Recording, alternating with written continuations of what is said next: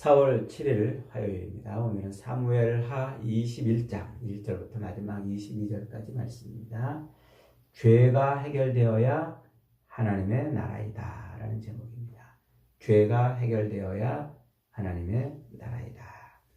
오늘 읽은 이 21장부터 사무엘하 마지막 장인 24장까지 이 4장은 별책부록이에요. 별책부록. 1장부터 20장까지는 시간적인 순서에 따라서 역사적으로 벌어졌던 그 사건들을 쭉 나열하면서 이제 기록한 책인데, 21장부터는 요 시간적인 순서로 기록되어 있던 그 중간에 있었던 일들 중에 특별히 몇 사건을 골라가지고 이렇게 뒤에다가 별책부록처럼 설명을 달아놓은 겁니다. 그렇게 한 이유는 단지 지나간 이야기들 중에 빠진 이야기를 보충하려고 이렇게 따로 모아놓은 것이 아니고, 자기 소견에 오른 대로 왕이 없으므로 자기 소견에 오른 대로 행하던 그 이스라엘 백성들에게 하나님께서 왕을 세우시죠. 그래서 하나님의 온전한 통치가 이루어지는 하나님 나라, 온전한 하나님 나라로 이스라엘을 세우시려고 그렇게 왕을 세워가는 이야기예요. 그래서 그 과정을 쫙 이제 시간적인 순서, 역사적인 사건들을 가지고 설명을 해냈습니다. 그런데 그 설명하는 과정 중에서 이제 이 이스라엘은 어떻게 하나님의 온전한 나라가 되어야 하는지 그것을 이제 덧붙여 설명하려고 그러는 거예요. 그래서 중간중간에 이제 21장부터 24장까지는 그것을 설명하려고, 즉 하나님의 온전한 통치가 이루어지는 그 나라는 어떤 모습이어야 되느냐, 이걸 설명하려고 이렇게 별책부록처럼 덧붙여서 설명을 해놓은 것입니다. 그래서 요 21장부터 24장까지 있는 요 내용을 가만히 잘 읽어보면, 하나님이 다윗을 세워서, 다윗을 왕으로 세워서 만드시려고 하는 하나님의 나라가 이것이었구나, 이것을 이제 알 수 있는 거예요. 그런 면에서 이것은 아주 중요한, 물론 이 과정 속에서도 그런 것들이 많이 드러납니다만, 그것을 이제 덧붙여서 설명하려고 그러는 거예요. 그러니까 다윗을 통해서 하나님이 세우시려고 했던 그 이스라엘의 하나님의 나라 모습, 그것이 완전히 이루어지지 못했음을 인하여 이제 하나님이 세우시려고 하는 나라가 이런 나라였다, 이렇게 보충하려고 하는 것이다 하는 겁니다. 자, 오늘 본문은 이렇게 시작합니다. 1절에 다윗의 시대에 해를 거듭하여 3년 기근이 있으므로 다윗이 여호와 앞에 간구하매. 다윗의 시대라는 말은 다윗이 이제 이스라엘의 왕이 돼가지고 완전한 통치력, 왕으로서의 그 온전한 통치력을 발휘하는 이제 그 시대란 말이에요. 다윗이 왕으로서 완전한 왕권을 행사하는 게 그 시대란 말이에요. 그런 시대에 지금 뭐가 일어났어요? 3년 동안 기근이 일어난 거예요. 기근이. 그래서 요 3년 동안 기근이 일어났는데, 요 때가 언제인지, 요 때가 요 역사적 흐름 속에서 언제였는지 정확히 알 수는 없습니다만, 7절에 보니까 힌트가 나와요. 다윗과 사울의 아들 요나단 사이에 서로 여호와를 두고 맹세한 것이 있으므로 왕이 사울의 손자 요나단의 아들 무비보셋을 아꼈다 그랬죠. 요 7절, 다윗이 왕이 된 다음에 무비보셋을 찾아가지고 그 절름발이를 자기 식탁에 앉혀서 밥을 먹게 하는 장면이 있었잖아요. 그러니까 사무엘하 9장에서 있었던 그 사건 이후에 일어난 사건이에요. 밧세바를 범하는 그 사건 이전에, 그 언젠가에 있었다는 얘기예요. 다윗의 통치력이 완전히 장악을 하고 있을 때, 그때 이제 기근이 들었단 말이에요. 자, 이 기근이라는 말은 성경에서 굉장히 중요한 표지라고 그랬죠.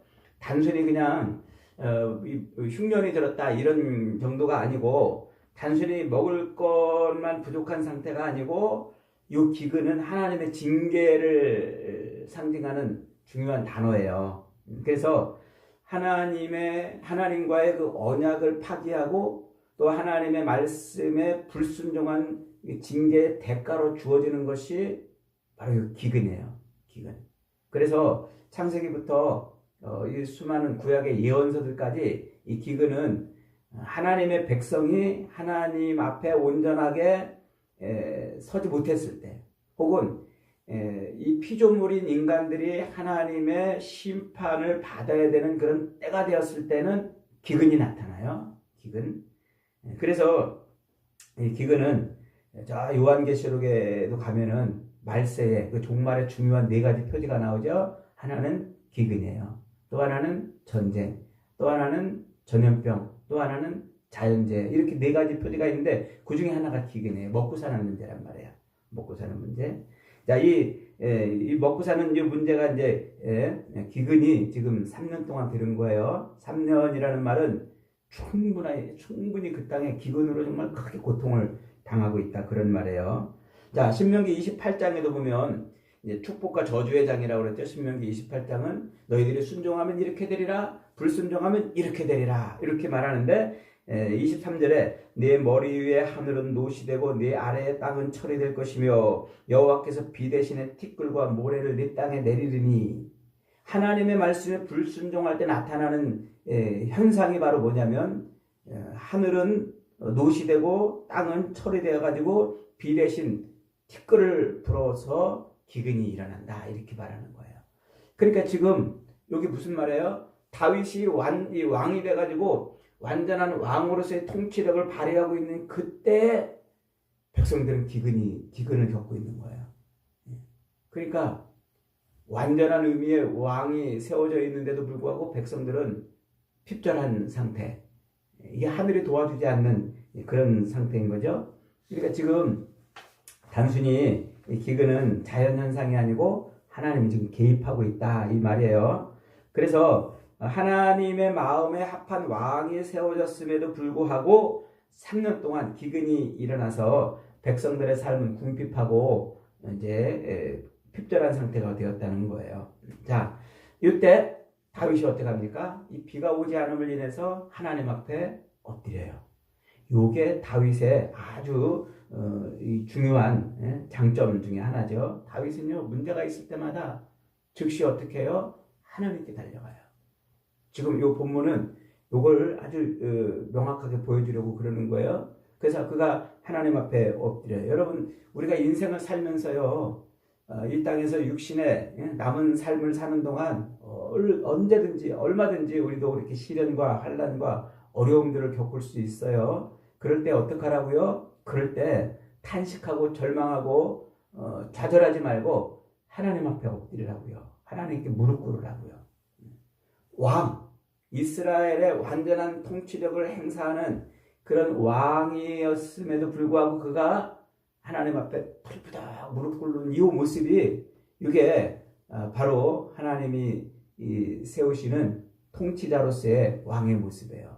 백성과 하나님 사이에 중보자로서 서시는 모습이죠. 그래서 예수님이 우리의 영원한 왕으로서 하나님과 우리 사이에 영원한 중보자로 서시는 겁니다. 그래서 요한복음 17장에 보면은 이제 예수님께서 우리를 위해서 간구하고 기도하시잖아요. 자, 이렇게 다윗이 하나님 앞에 엎드리자 하나님이 그 이유를 가르쳐 주십니다. 그것은 사울과 그의 자손들이 기브온 족속을 죽였기 때문이다, 이렇게 말하고 있어요. 이게 무슨 얘기일까요? 사울이 왕이 돼가지고 기브온 족속을 막 죽였다는 말이에요. 학살했다는 말이에요. 자, 이게 무슨 얘기냐면, 저 앞에 여호수아 9장에 가면은요, 이스라엘 백성들이 이제 가나안 땅을 정복하잖아요. 여호수아를 앞세우고 정복 전쟁을 이루잖아요. 그런데 그때 막 하나님이 역사하셔가지고 이스라엘이 거듭거듭 막 백전백승을 하고 이제 막, 그러니까 요 예루살렘 주변 네 성읍에 살고 있던 기브온 족속이 거짓으로 꾸며가지고 자기들이 저 멀리서 하나님의 그 역사하시는 소식을 듣고 그래서 찾아왔다고 그렇게 거짓을 꾸며가지고 뭐 떡도 막 곰팡이 난 거, 신발도 다 떨어진 거, 이런 거 갖고 신고 와가지고는 우리는 저 멀리에서 하나님의 그 역사하심을, 영광을 보고 왔다, 우리랑 조약을 맺자. 우리가 당신들의 종이 되더라도 당신들과 조약을 맺었으면 좋겠다. 우리를 당신들 삶 속에 당신들 세계 속에 우리를 이렇게 살려달라 그래요. 그 여호수아가 따져보지도 않고 덜컥 조약을 맺어요. 그래서 그 땅을 완전히 진멸하라 그랬는데 진멸하지 않고 거기 살고 있는 백성들한테 속아가지고 그들을 죽이지 않기로 조약을 맺어요. 그래서 그들을 이제 종으로 삼죠. 물 깃고 나무 패는 이런 종으로 삼아놓습니다. 그래서 이 기브온 족속은 이방 족속임에도 불구하고 여호수아가 맺었던 그 언약을 인해서 가나안 땅에 약속의 땅 예루살렘을 둘러싸고 있는 그 네 성읍에 살게 됐습니다. 그런데 이제 사울이 왕이 돼가지고 세월이 오래 흘렀잖아요. 이제 사울이 왕이 돼가지고 저 이방 족속이 유다민족 그 한가운데 살고 있으니까 아마 그들을 이제 왕으로서 학살을 했던 것 같아요. 그렇게 이제 학살을 한 것 때문에 이게 지금 다윗이 왕이 된 이때 하늘에서 지금 비가 안 내려가지고 기근을 겪고 있는 거예요. 그러니까 이제 하나님 앞에 다윗이 기도하니까 그걸 가르쳐 준 거예요. 그때 사울이 기브온 족속을 여호수아와 맺었던 그 언약을 파기하고 기브온 족속을 죽여서 그러느니라 이렇게 이제 알려주신 거예요. 그러니까 이 다윗이 이제 이 기브온 족속을 불러다가 대표들을 불러다가 우리가 어떻게 하면 너희한테 속죄할 수 있겠냐? 어떻게 하면 되겠냐? 그랬더니 이 기브온 족속들이 사울과 우리의 피를 흘린 그 사울과 그 자손들 중에서 7사람을 뽑아주면 사울의 고향인 기브아에 가가지고 그들을 목매달아 죽이겠습니다. 이래요. 그러니까 다윗이 이제 완전한 통치력을 갖고 있는 왕이라고 그랬잖아요. 그래서 그 기브온 족속의 요구대로 사울의 자손들 중에서 7명을 뽑아가지고 기브온 족속에게 줍니다. 그래서 기브온 족속으로 하여금 가서 이제 목매달 기브아 사울의 고향인 기브아 가서 이제 목매달아 이제 죽게 하는 거예요. 자, 지금 이게 무슨 이야기냐면 하나님께서 이스라엘을 징계하신 것은 무슨 이유 때문에 하나님이 그렇게 이스라엘을 기근으로 3년 동안이나 기근으로 고통스럽게 한 이유는 그 하나님의 이름으로 맺었던 그 언약, 그 조약을 기브온 족속과 맺었던 그 조약을 파기했다는 거예요. 그래서 그 심판으로 하나님이 지금 이스라엘 백성들에게 다윗이 왕이 된 이때의 이스라엘 백성들에게 지금 고통을 당하게 했다는 거예요. 자, 민수기 35장에 가면은요, 앞에서 민수기 35장 33절 34절에 보면 너희는 너희가 거주하는 땅을 더럽히지 말라. 피는 땅을 더럽히나니 피 흘림을 받은 땅은 그 피를 흘리게 한 자의 피가 아니면 속함을 받을 수 없느니라. 피 흘리게 한 자의 피가 아니면 그 땅에 속해지지 않는다. 그래서 너희는 너희가 거주하는 땅 곧 내가 거주하는 땅을 더럽히지 말라. 나 여호와는 이스라엘 자손 중에 있느니라. 그러니까 그 땅을 피를 흘려서 그 땅을 더럽히면 안 되는 거예요. 만약에 그렇게 피를 흘렸다면 피 흘리게 한 그자의 피가 아니면 속죄가 안 된다는 거예요. 이 놀라운 요 율법의 원리를 지금 하나님께서 다윗을 통해서 성취하게 하시려는 거예요. 그래서 다윗이 이제 기브온 족속에게 요 사울의 자손들을 이제 내어 주게 됩니다. 그래서 7명을 이제 뽑아내는데 사울의 첩이었던 이 리스바가 낳은 알모나와 무비보셋 두 사람과 그리고 사울의 딸이 이제 결혼해가지고 5명을 낳았는데 이 5명의 외손자들 사울의 외손자들 이렇게 7명을 내줘요. 이 사울의 첩이 낳은 알모니와 무비보셋, 이 무비보셋은 요나단의 아들 무비보셋이 아니고 사울의 첩이 낳은 무비보셋 동명이인이죠. 그래서 이제 그 7명을 내줘서 이제 목 매달아 이제 그 기브아에 가서 목을 매달아 죽게 합니다. 그랬더니 이 사울의 이 리스바가 나무에 일곱 명의 그 시신이 그렇게 매달려 있는데 그 밑에 가가지고 그 밑에 이 바위에 가가지고 이제 옷을 깔아놓고 그리고서는 굵은 배를 거기다 깔아놓고 거기 앉아가지고 이제 통곡을 하는 거예요. 통곡을 하면서 낮에는 공중에 새들이 날아와서 그 시신을 쪼아먹지 못하게 하고 밤에는 들짐승들이 와가지고 시신을 뜯어먹지 못하게 그렇게 이제 막는 거예요. 여기 무슨 행위냐면 신명기 율법에 의하면 나무에 매달려 죽은 자는 하나님의 저주받은 자잖아요. 그래서 밤새도록 그것을 두면 안 돼요. 끄집어 내려야 됩니다. 하나님의 저주받은 자를 그렇게 밤새도록 나무에 걸어두면 안 돼요. 그런데 지금 이 여인은 어떻게 하고 있어요? 그 시신을 내리지 않고 그냥 거기에 나무에 매달아 둔 채 두는 거예요.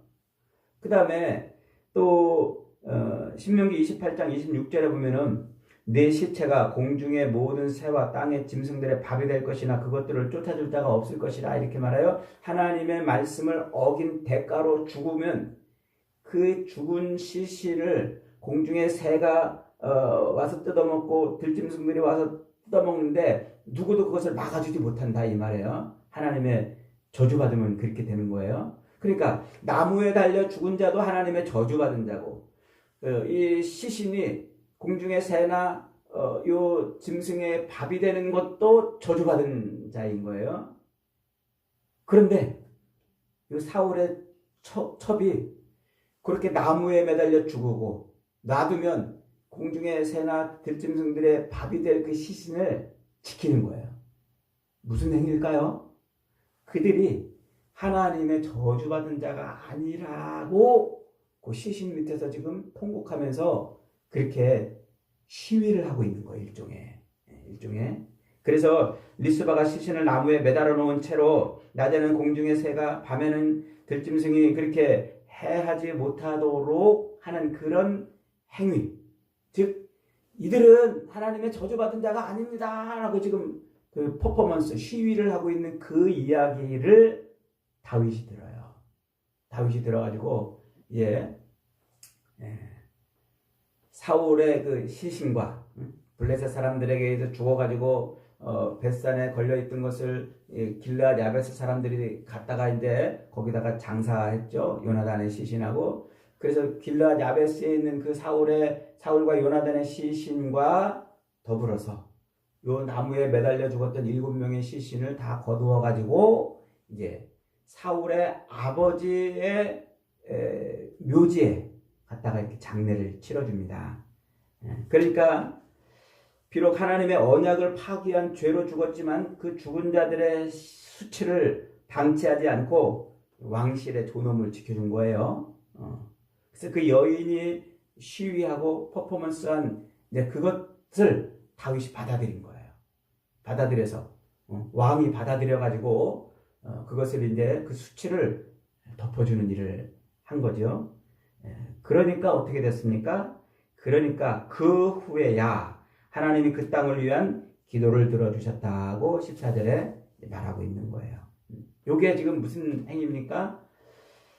하나님이 세우신 하나님의 왕으로 이스라엘의 온전한 왕으로서 지금 하나님의 나라를 세울 때 그 나라에 있던 그 속죄하지 못한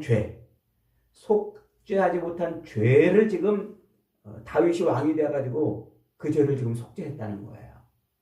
그 하나님의 나라는 어떻다는 거예요? 하나님의 온전한 나라, 하나님의 마음에 합한 왕을 세워서 하나님이 통치하시는 온전한 나라를 세우기 위해서는 반드시 죄가 속해져야 된단 말이에요.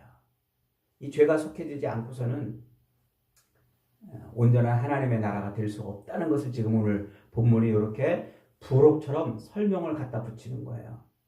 그래서 지금까지 다윗의 이 왕국 이야기를 쭉 설명해 모으면서 20장에서 이렇게 다윗의 집안에서 칼이 끊어지지 않고 피가 멈추지 않는 이런 일들이 벌어진 이유는 다윗의 그 밧세바를 범한 죄 때문에 이랬다는 거죠. 죄 때문에. 그러니까 여기다 그 설명을 딱 하니 붙여서 하나님의 나라는 죄가 해결되지 않고서는 하나님의 나라가 온전해질 수 없다는 걸 말하는 거예요.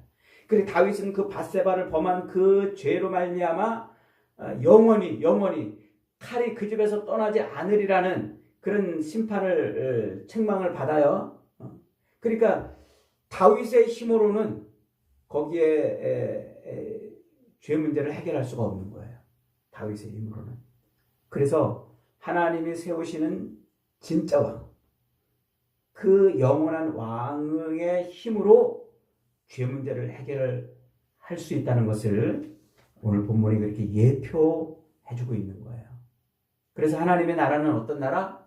하나님이 세우신 왕을 통해서 하나님의 백성들의 죄가 완전히 해결이 되어야 비로소 온전한 하나님의 나라가 세워진다 하는 것을 이렇게 끝자락에 다윗의 인생 끝자락에 턱하니 붙여가지고 설명을 하는 겁니다.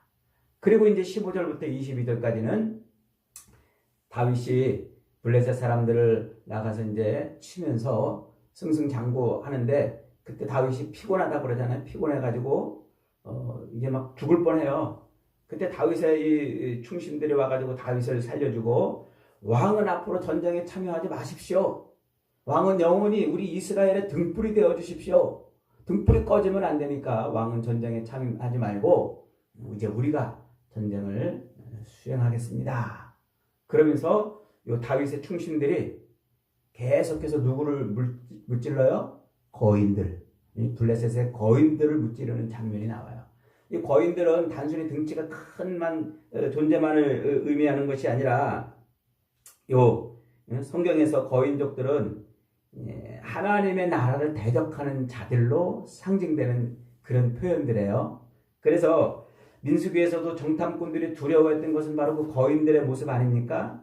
사울왕 때 백성들이 벌벌벌 떨었던 그 골리앗으로 대표되는 그 거인들, 하나님의 나라를 위협하는 그 거인들을 다윗의 충신들이 이제 무찌르면서 그러면서 하나님의 나라가 온전히 세워지는 모습을 보여주는 거예요.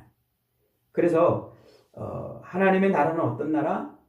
죄가 해결이 되고 왕으로 인하여 죄가 해결이 되고 그 왕이 영원한 등불로서 왕의 충신들이 이제 악한 자들을 하나님의 나라를 위협하는 자들을 제거해냄으로써 온전한 하나님의 나라가 세워지는 거예요. 이 그림을 가만히 보면 이게 오늘날 우리 교회를 의미하는 것임을 알 수 있죠. 그래서 에베소서에서 바로 이 싸움을 정확히 설명해요. 그래서 우리 그리스도인들은 우리의 영원한 왕 대신 예수 그리스도를 통하여 죄 문제가 해결이 되죠. 그러면서 하나님의 전신갑주를 입고 영적인 싸움을 싸워내는 그런 모습으로 이렇게 교회를 설명하는 거예요. 이게 하나님 나라 모습으로 완전한 하나님의 나라 모습으로 세워져 가는 그런 모습인 거예요. 그래서 요한계시록 19장에 가면은 백마탄 자, 곧 예수 그리스도를 많은 백마를 탄 무리들이 따라가잖아요. 이게 교회의 모습이에요. 요 완성되는 하나님의 나라의 모습으로 가는 것이죠. 그래서 오늘 이 본문은 그 하나님의 나라의 모습을 미리 보여주게 하고 오늘날 우리 교회는 그 모습을 보고 그렇게 하나님의 나라를 향해서 가는 것이고 요한계시록은 완성된 모습을 그렇게 보여주는 것이다는 것입니다. 여러분, 오늘 본문이 우리에게 무엇을 말해줍니까? 하나님의 나라로 세워지기 위해서는 왕이 하나님 앞에 엎드려 간구하고 죄 문제를 해결해내고 그리고 그 왕을 위해서 백성들이 충신들이 자기 목숨을 걸고 악한 자들을 무찌러냄으로써 하나님의 온전한 통치가 이루어지는 하나님의 나라가 세워져 간다는 것입니다. 저와 여러분의 삶에서 그러므로 우리는 하나님의 언약을 지켜내는 일, 그리고 죄를 해결하는 일, 그리고 그 왕을 따라서 자기 목숨을 걸고 하나님의 나라를 세워가는 그런 일에 저와 여러분이 부름을 받았고 쓰임을 받고 있는 것입니다. 이 놀라운 말씀대로 저와 여러분은 영원한 왕이신 예수 그리스도를 통해서 죄 문제가 해결이 되고, 그리고 그 그리스도께 헌신함으로 온전한 하나님의 통치가 있는 영원한 하나님의 나라의 삶을 살아가는 복된 인생들이 다 되시기를 주님의 이름으로 축복합니다. 아멘.